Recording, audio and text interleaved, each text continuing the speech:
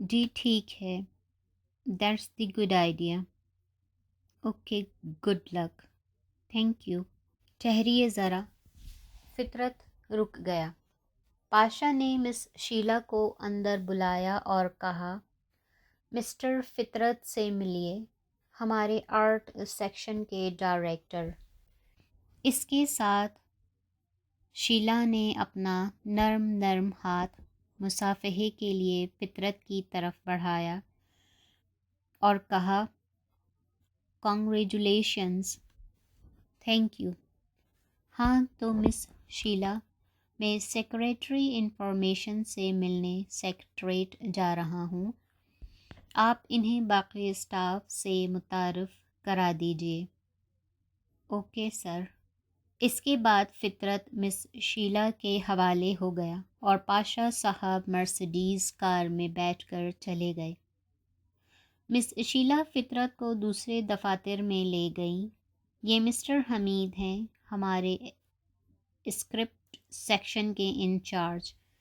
تمام آفس کے لوگوں سے ملاقات سے فارغ ہونے کے بعد اس نے دفتر کے سب سے اہم شخص چوہان صاحب، یہ ایڈمنسٹریشن کے انچارج ہیں، آپ کو گاڑی چاہیے، دفتر کا فرنیچر چاہیے، سب کچھ ان کی مٹھی میں ہے۔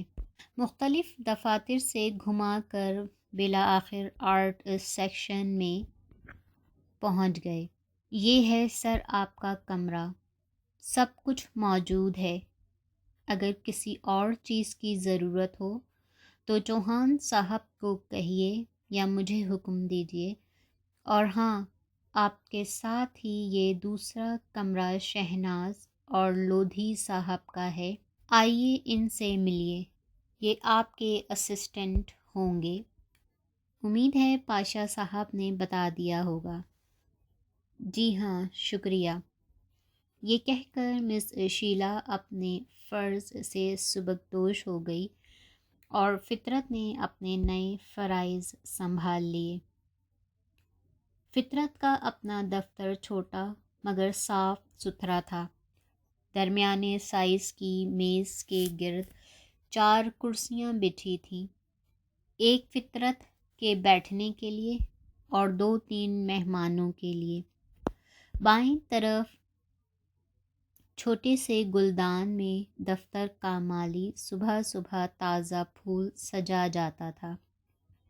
فطرت کی سیٹ کے سامنے والی دیوار پر کسی بیرونی ملک کا خوبصورت کیلنڈر لٹکا ہوا تھا، جس کی کچھ تاریخوں کے گرد سرخ دائرے لگائے گئے تھے، جس سے اندازہ ہوتا تھا کہ یہ تاریخیں مختلف پروجیکٹ مکمل کرنے کے لیے نہایت اہم ہیں۔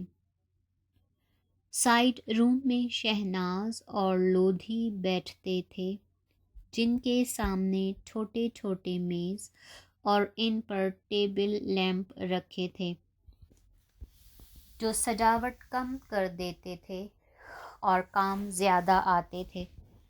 باہر کھلنے والی کھڑکی کے پاس دیوار کے ساتھ ساتھ ایک لمبی میز رکھی تھی، جس پر اشتہارات کے ڈیزائن تیار کیے جاتے تھے اور عملی طور پر کاپی اسی میز پر جوڑی جاتی تھی۔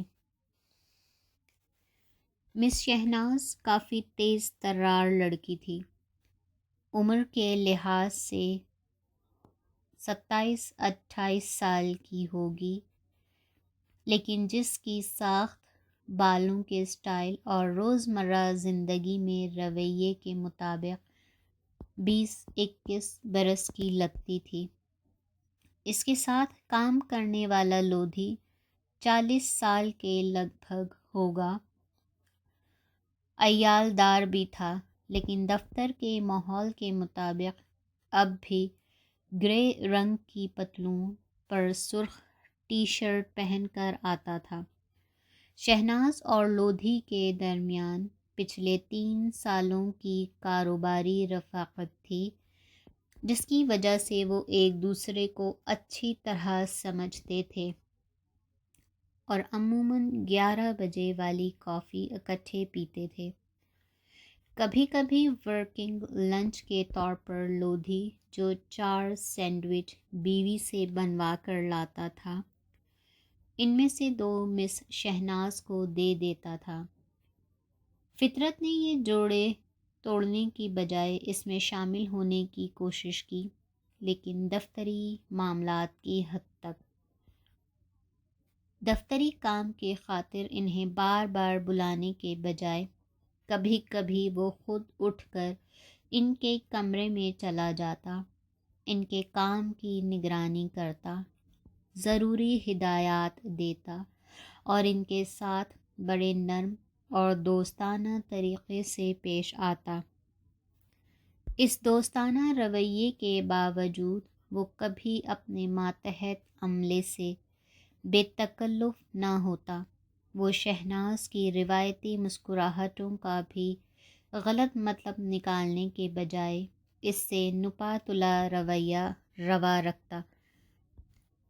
بس یوں سمجھیے کہ ان تینوں کے درمیان ایک خوشگوار دوستانہ ماحول کا رشتہ قائم ہو گیا تھا، اور پاشا صاحب کے بقول وہ ایک چھوٹی سی ہیپی ٹیم بن گئے تھے۔ اگرچہ فوٹوگرافک سیکشن براہ راست فطرت کے ماتحت نہ تھا، لیکن کام کاج کی ریت یہ تھی کہ آرٹ سیکشن سے جس قسم کی تصویر کی مانگ آتی، فوٹو سیکشن اسے پورا کر دیتا۔ ایک دن فطرت اپنے دفتر سے نکل کر اسٹوڈیو میں چلا گیا، جہاں ایک سوپ کے اشتہار کے لیے ایک ماڈل کی تصویر کھینچی جا رہی تھی۔ لودھی اور شہناز بھی اسٹوڈیو میں موجود تھے۔ ماڈل لڑکی چہرے پر مسکراہٹ طاری کر کے فوٹو کھنچوانے کے لیے تیار بیٹھی تھی، اور فوٹوگرافر ریڈی مس کہنے ہی والا تھا کہ فطرت نے 1 منٹ رک جانے کو کہا۔ سارا کام روک دیا گیا۔ فطرت نے کہا، آپ لوگ دیکھتے ہیں کہ ماڈل کے پاؤں کا سینڈل پرانا ہے۔ فوٹوگرافر لودھی اور شہناز سمجھے کہ فطرت بالکل نیا اور اناڑی ہے۔ انہوں نے تقریباً یک زبان ہو کر کہا، سر، تصویر تو صرف چہرے کی اتاری جا رہی ہے، تصویر میں سینڈل نظر نہیں آئیں گی۔ وہ تو ٹھیک ہے، لیکن میرا مشورہ آزما لو، بہتر تصویر آئے گی۔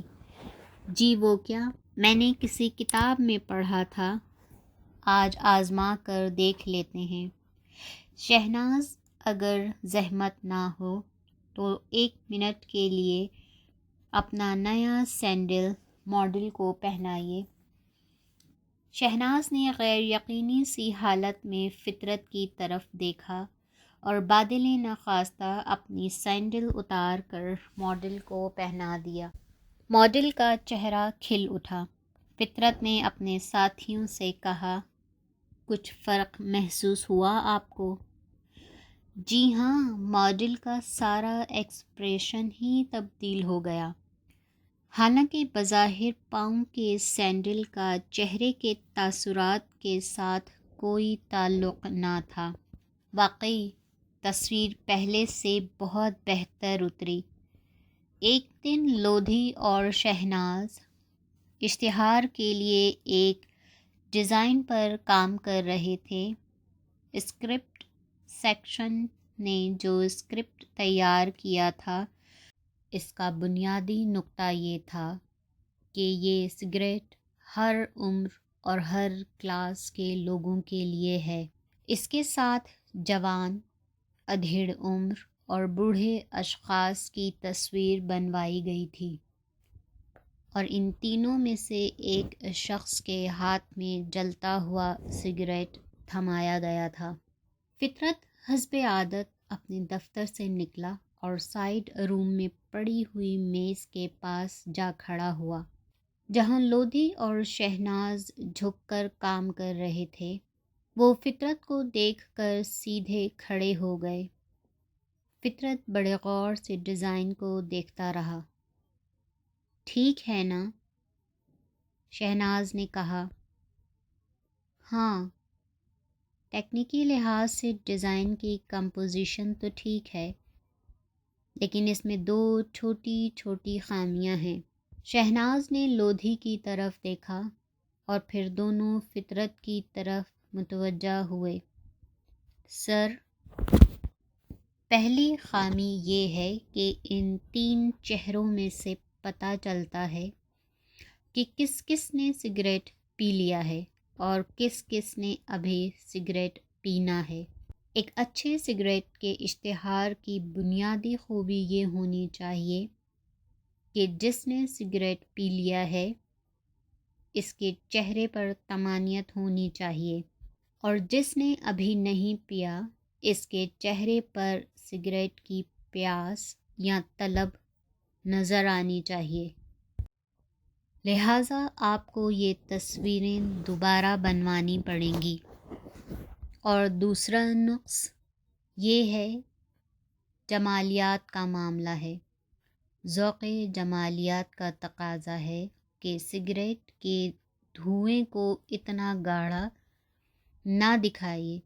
سگریٹ کا کش لگاتے ہی پہلے 1 سیکنڈ میں دھواں بے شک گہرا ہوتا ہے، لیکن اس کے فوراً بعد اس کے گاڑھے پن میں فرق آ جاتا ہے۔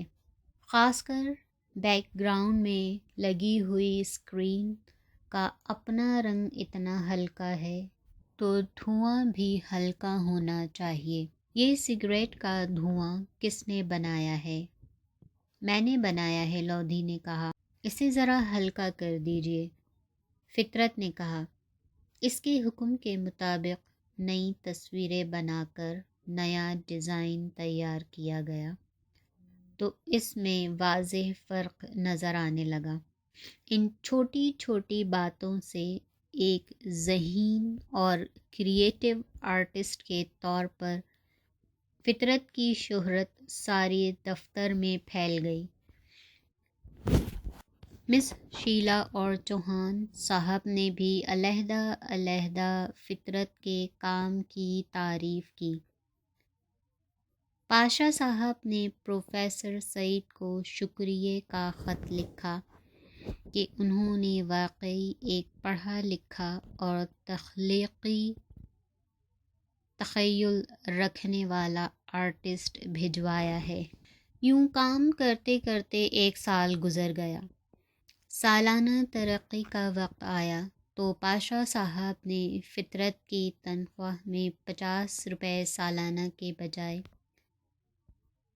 100 روپے کا اضافہ کر دیا۔ فطرت پر خوشحالی کے کچھ آثار نظر آنے لگے۔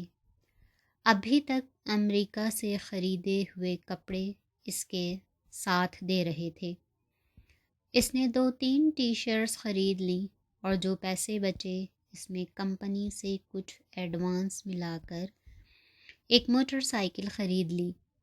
اب وہ بس کا محتاج نہ رہا تھا۔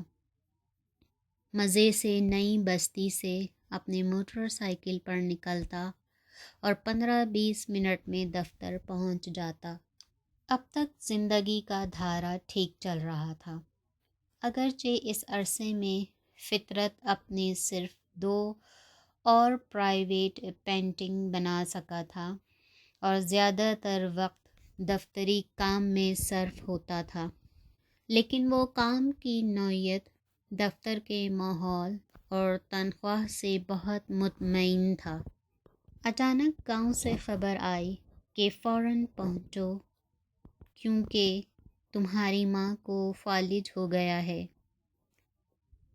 فطرت نے دفتر سے 1 ہفتے کی چھٹی لی اور اپنے ہی موٹر سائیکل پر گاؤں روانہ ہو گیا۔ فطرت گھر پہنچا تو وہاں یاس کا عالم تھا۔ برآمدے میں کئی عورتیں گمسم چارپائیوں پر بیٹھی تھیں۔ دو تین نے دہلیز پر ڈیرا ڈال رکھا تھا۔ فطرت سیدھا نیم تاریک کمرے میں پہنچا جہاں ریشما آنکھیں بند کیے پڑی تھی۔ ایک تیماردار عورت نے اس کا بازو جھنجھوڑ کر کہا، دیکھ ریشما دیکھ، ارے دیکھ تو صحیح کون آیا ہے۔ ایک نحیف سی آواز آئی، کون؟ میں فطرت ہوں امی، فطرت۔ یہ کہتے ہوئے فطرت نے اپنی ماں کی چارپائی کے ساتھ کچے فرش پر گھٹنے ٹیک دیے اور اپنا کان ریشما کے منہ کے سامنے کر دیا۔ وہ نحیف اور ٹوٹی پھوٹی آواز میں کہہ رہی تھی، میرا آخری وقت، میری آخری خواہش فطری، آخری خواہش، مولوی بلاؤ اور نکاح پڑھاؤ۔ زبیدہ میرے مرحوم بھائی کی بیٹی، میرا کوئی اعتبار نہیں، آخری گھڑی۔ جب ریشما کی پٹی سے لگی ہوئی دوسری عورتوں نے یہ الفاظ سنے تو انہوں نے اعلان کر دیا کہ ریشما کہہ رہی ہے کہ میرا آخری وقت آ گیا ہے۔ میں چاہتی ہوں کہ میرے مرنے سے پہلے میری آخری خواہش پوری کر دی جائے اور فطرت کا نکاح میری بھتیجی زبیدہ سے کر دیا جائے۔ زبیدہ اور اس کی ماں پہلے ہی فالج کی خبر سن کر تیمارداری کے لیے پہنچ چکی تھیں۔ یہ فیصلہ سن کر زبیدہ تو دوپٹے کا گھونگھٹ کر کے ساتھ والے کمرے میں چلی گئی، لیکن اس کی ماں دوسری عورتوں سے مبارکبادیں لینے لگی۔ اسی شام مولوی صاحب کو بلوا کر فطرت اور زبیدہ کا نکاح پڑھوا دیا گیا۔ زبیدہ کی ماں خود اس رشتے کی خواہش مند تھی اور زبیدہ کا باپ پہلے ہی فوت ہو چکا تھا۔ جس شام نکاح ہوا، اسی رات ریشما اس دار فانی سے کوچ کر گئی۔ 24 گھنٹے کے اندر ایک ہی گھر میں خوشی اور غمی کی وارداتیں مکمل ہو گئیں۔ گاؤں کی مشترکہ ملکیت چٹائیاں منگوا کر صف ماتم بچھا دی گئی۔ لوگ باری باری فاتحہ کرنے کے لیے آنے لگے۔ فطرت ہر بار دعا کے لیے ہاتھ اٹھاتا تو اس کے آنسو ابل آتے۔ وہ کبھی انہیں پی جاتا اور کبھی رومال میں جذب کر لیتا۔ اس کی مٹھی میں مسلا ہوا رومال مکمل طور پر بھیگ چکا تھا۔ آج پھر ذکیہ اسے بہت یاد آئی۔ ماں کے بعد کوئی شخص باقی نہ رہا تھا جس سے وہ دل کی بات کہہ سکتا۔ اسے رہ رہ کر خیال آ رہا تھا کہ اگر آج ذکیہ زندہ ہوتی تو دونوں بہن بھائی ایک دوسرے کا غم بانٹتے، ایک دوسرے کو تسلی دیتے اور مستقبل میں ایک دوسرے کا سہارا بنتے۔ ریشما کی وفات کے بعد گھر کا سارا انتظام زبیدہ اور اس کی ماں نے سنبھال لیا۔ وہی دکان سے سودا منگواتی، وہی ہانڈی روٹی پکاتی اور وہی مہمانوں کا خیال رکھتی۔ فطرت اس اچانک حادثے سے یوں گمسم ہو گیا تھا۔ وہ کسی سے بات نہیں کرتا تھا۔ وہ صبح ہاتھ منہ دھو کر صف ماتم پر بیٹھ جاتا، آنے والوں کے ساتھ فاتحہ کر کے گھٹنوں میں منہ دے کر سوچتا رہتا کہ یہ سب کچھ کیا ہو گیا، کیسے ہو گیا۔ ریشما کے مرنے کے بعد فطرت کو پہلی بار احساس ہوا کہ اس کا باپ مر چکا ہے۔ جب فطرت کی چھٹی ختم ہونے کو آئی تو وہ سوچنے لگا کہ 7 دن پہلے جب وہ لاہور میں تھا تو کائنات کتنی حسین، کتنی پر امید اور کتنی دل آویز تھی، اور آج جب وہ گاؤں سے روانہ ہونے والا ہے تو زندگی کتنی بدل چکی ہے۔ والدہ کا سایہ سر سے اچانک اٹھ چکا ہے، اور اس کی شادی ایسے وقت کر دی گئی ہے جب وہ ذہنی طور پر اس کے لیے بالکل تیار نہیں تھا۔ وہ زبیدہ کو دیکھ چکا تھا، لیکن ایک ماموزاد بہن کے طور پر اس نے کبھی اسے اپنی رفیقہ حیات کے روپ میں خوابوں میں نہیں سجایا تھا۔ پتہ نہیں وہ عادتوں کی کیسی ہوگی، زندگی میں میرا بوجھ ہلکا کرے گی یا اس میں اضافے کا باعث بنے گی۔ فطرت کی سمجھ میں کچھ نہیں آ رہا تھا۔ وہ سارا گھر بار زبیدہ اور اس کی ماں کے سپرد کر کے لاہور چلا گیا۔ فطرت جس قسم کے ماڈرن دفتر میں کام کرتا تھا، وہاں کسی کو کانوں کان خبر نہ ہوئی کہ اتنے مختصر وقت میں فطرت کی کائنات کس حد تک بدل چکی ہے۔ اس کے چہرے سے کسی نے اندازہ نہ کیا کہ وہ ذہنی تشنج میں مبتلا ہے۔ کسی نے اس کے ذاتی معاملات میں دلچسپی نہیں لی، اور دفتر واپس آنے پر مس شیلا برآمدے میں سے گزرتے ہوئے صرف اتنا کہا، ویلکم بیک۔